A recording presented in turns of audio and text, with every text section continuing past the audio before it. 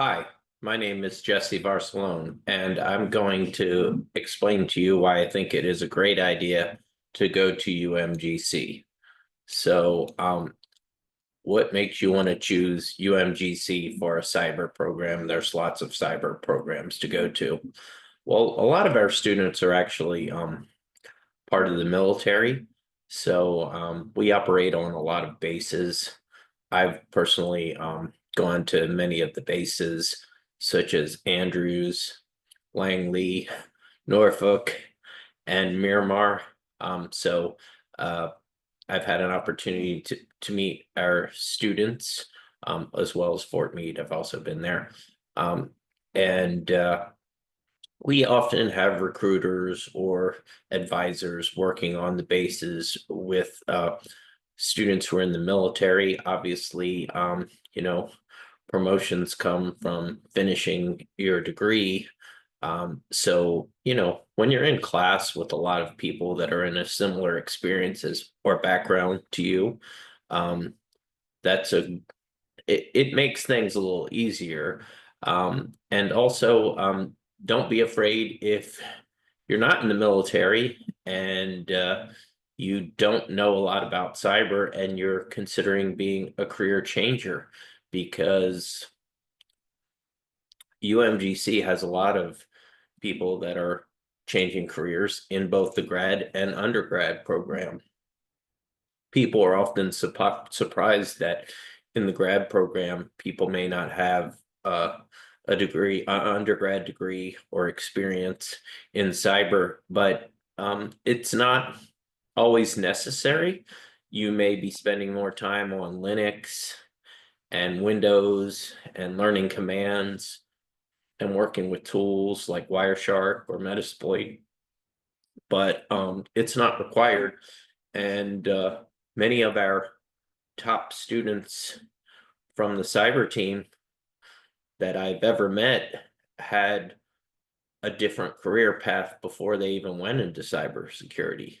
We've had people one person that I can think of who worked at a bike shop, another person was in the culinary field, another person was a bartender, um, another person was in music. Some of these people have had the most success of anyone on the cyber team. So a background in cyber is not necessarily required if you have the motivation to be in cybersecurity. I really like to talk about our faculty. I think that separates us from a lot of other colleges, even some of the big name major universities. I'm not going to name any other university by name, but the thing is that we don't have a lot of full-time faculty. I'm one of them. Sometimes I've been the only full-time faculty, depending on the program that I was in. But we have a few. We have about two or three in my department, and then a program director. But most of our faculty are working in the field. That's what it boils down to for Microsoft, for CrowdStrike, for the Department of Defense, etc. So they're on the front lines in there working with Linux, doing log analysis, doing some type of whether it's incident response or forensics. These brilliant individuals are doing the work every day in the field. So that really gives you a good opportunity, because if you go to a more traditional university, it's possible or likely that your professor may have never worked in the field or worked in the field a long time ago. So just for me personally, I do try to stay engaged with the cyber team and still do things like recently my supervisor and I did pen test on an AWS environment. So I still, even though I'm not working full time in the field anymore, I still do things to keep myself active and up to date. and that includes certification. So that's my next reason to consider UMGC is we are very much the cybersecurity technology program, which used to be called computer networks and cybersecurity. They actually map their, let me go ahead and share my screen. So I pulled up my personal list of certifications. So in the cybersecurity technology program, which is our largest program, I think in the whole university, especially the undergrad, is most of the enrollments. Every single class except for the capstone is mapped to an industry certification. So while having a degree is important, also having certifications can be critical in a job search. So some people may ask, are the certifications included? Do you have to pay extra? Well, typically, if you're in the military or you're working, your employer may cover the cost of the certifications. Most of our students don't take every certification. If they're taking 10 certification related courses, they may take one or two or three or four. I've seen students pass more than that. But really, it's important to have some certifications, and some of the employers do require them. It's a compliance related issue. I would recommend, if you were just to say which one should I get, I would say you should get Security Plus. Security Plus tends to be a very important certification. I actually got mine over 20 years ago. Most of the employers do require the CE after your certification. So because I passed many of these certs prior to 2010, they were good for life. But ever since then, they don't have that. I passed a lot of these certs recently because they didn't exist. Things like cloud and pen test and CYSA weren't around 20 years ago. It wasn't as big of a deal. But anyway, so that really helps make you marketable. You have something like a certification, a degree. Those will get you pulled off the pile of resumes. The other thing is some of the classes we have, like for example, I'm teaching Pen Test Plus now. That is a class where you can actually you get to do a hands-on project, and you create a hacking video demonstration, and you talk about what you can do to secure the system in the future. So that actually can be used as a portfolio item. So we're really focused on, ultimately, why do you want to go to school? To learn everything and to get a good job, have a successful career. That helps with fulfillment of everything in your life. So the thing about UMGC is they've actually been teaching online like longer than any classes, longer than any other universities. As a matter of fact, ironically, around 2020, when COVID hit, some of the traditional universities said, oh, well, online education is worthless. It's not a real thing. It's those degrees don't matter, et cetera, et cetera. Things that were extremely offensive to me and our university. But then when they were forced to start delivering content online, a lot of those schools came to UMGC for expertise. And I've taught at other schools online too, so it's accepted more, but it wasn't always as accepted as it was before COVID. And the other thing about UMGC being online, I have students from all over the world. So I have students from Guam and Italy and Germany. Most of them are in the military, or stationed overseas with their spouse, etc. So we always, online has worked for us. Our classes are asynchronous, which means you log in and do the work when it works for you. because I have students all over the world, me saying, let's meet 5 o'clock on Monday, it's not really suitable. So you can always arrange to meet with your professor at a certain time that works well for you. But we really are one of the leaders. We actually had our own LMS. So if you're familiar with, most people use these in high schools now, they used to not, but Canvas, Blackboard, Moodle, those are some of the main LMSs. We actually had our own custom LMS back in the day, called WebTyco. So we've been a leader. I actually met someone one time that did their classes and listened to lectures on the telephone and mailed in their assignments. So that was a long time ago, but the point is, you don't want to go with a university that's been doing online education for 2 years when you have an opportunity to go with one of the leaders in the world in online education. Same thing about cybersecurity. A lot of schools have programs now, but we've actually had our program for 25 years now. So that tells you we know what we're doing. It's the largest cybersecurity program in the country. So that also speaks to that we're doing it well. So, with our classes, pretty much now all the grad and undergrad are going to be 8 weeks, 3 credits each. That was my little script there. Sorry about that. And I just kind of want to keep on topic. So it's a great place to go for online learning.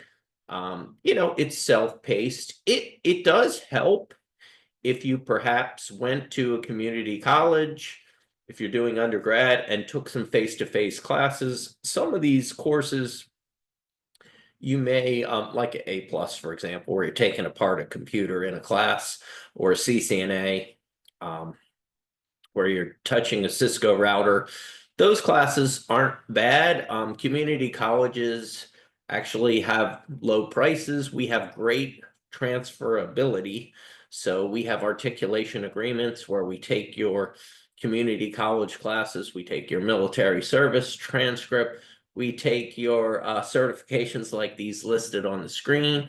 We do a lot to try to get you as many credits as you can so you can come in. And just, the community college can be a low cost. If you're in the state of Maryland, actually, and you graduate from any of the community colleges, which I can name probably all of them, I've been to most of them, like CCBC or Montgomery College or PGCC, or Anne Arundel Community College. You actually, if you graduate with your associate's degree, and it doesn't matter when you did it, or if it was in the 90s, or what the degree was in, you can actually pay the rate, the current rate of that community college for people within the state of Maryland to do that. And if you're in the military, there's discounts there. There's discounts for spouses too. It's not just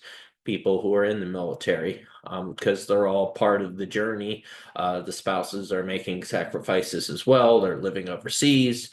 There's lots of sacrifices involved when you're in the U.S. military. So the last thing I wanted to mention was the U.S. Our cyber team. So we have an award-winning cyber team that I've been part of and coached for over 10 years. So I'll show you, I'll pull up a couple things so I can share with you. Okay, so I went ahead and pulled everything up that I wanted to show you about our cyber team. But before I went on to the cyber team, I did also want to mention that I do have certificates beyond CompTIA. I also have the Certified Ethical Hacker, which I achieved in 2005 and still do the CEUs 20 years ago, as well as I also have the CISSP certification. And I believe I got that one in 2007. Also still have to do CEUs. Those are continuing education credits. You have to do those for these -CE exams here. There's different ways you can You can do things like write books. You can do things like read articles, go to conferences. So that is another thing that I wanted to share with you um, before I go on to the cyber team. It is some of the accomplishments of our cyber team members, and I'll get to that in a second. But if you Google the UMGC cyber team, you can see we have awards going back uh, since 2012. So, and we get to do various events, and they give students experiences outside of the classroom. So recently we went to Georgia to do a kind of a hacking event there. They had a red team, which is offensive. They had a blue team, which is defensive. And then they had a King of the Hill, which is where you get to hack other universities and defend yourself against their attacks. So it's a really good experience. There's like 6 different ways someone can make the cyber team. There's a tryout process. I'll talk about a little bit of that in a second. But basically, it doesn't matter which university you go to. Um, there are some experiences that you're going to get from being on a cyber team that are outside of the classroom, that are things that universities just don't have the full bandwidth to cover all these things in the courses. And examples of that are like one of the conferences and competitions we do is called Hack the Railroad. So, that's not something that's going to be covered in a course. You might have a course on ethical hacking or pen testing, but specific devices related to what's in the railroad, that's a whole different thing. We did things like Hack the Hospital, where you look at medical devices and all types of security related to things in the medical field. Our team was the one that actually broke into the NICU and got the baby out. It's all part of a competition. So competition environments are, you're allowed to do things, you're allowed to test your skills, and they're a safe way. So competitions and doing things outside of the classroom for any degree is always a great thing to have on a resume. We're also part of Hack the Box, although we've dropped here a little bit lately.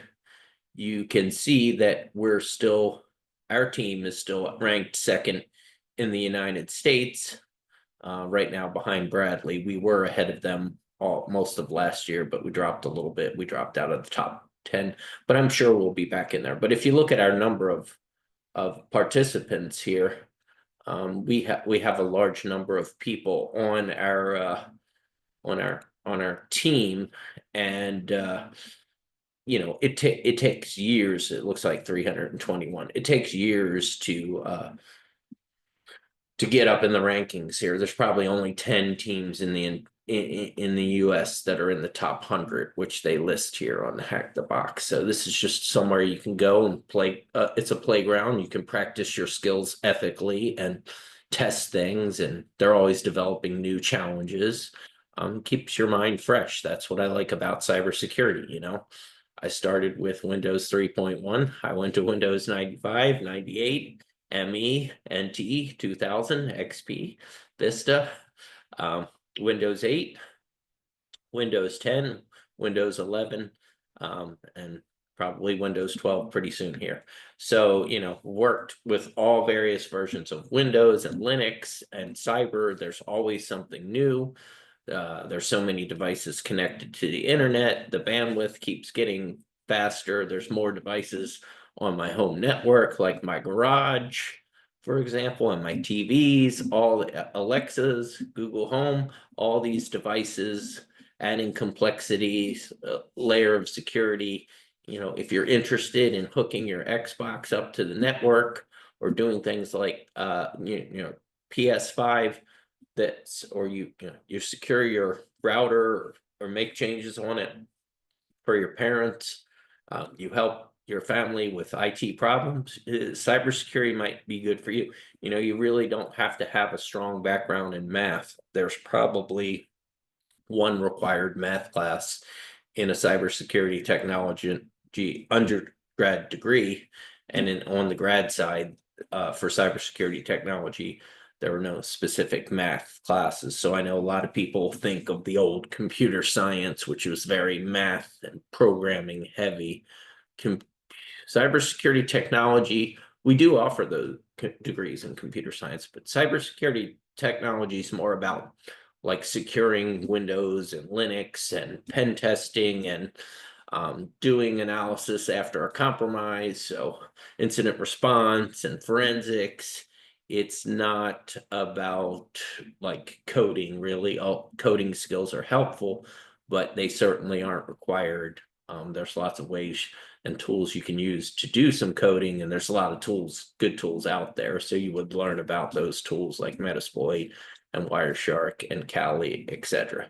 So the last thing I'll say, and then I'm going to wrap it up, is, and I appreciate you taking the time to watch the video to learn about UMGC, is that one of our students, Chris Haller, he actually finished first out of 6,001 different students from all over the US in the National Cyber League competition. So I met Chris at a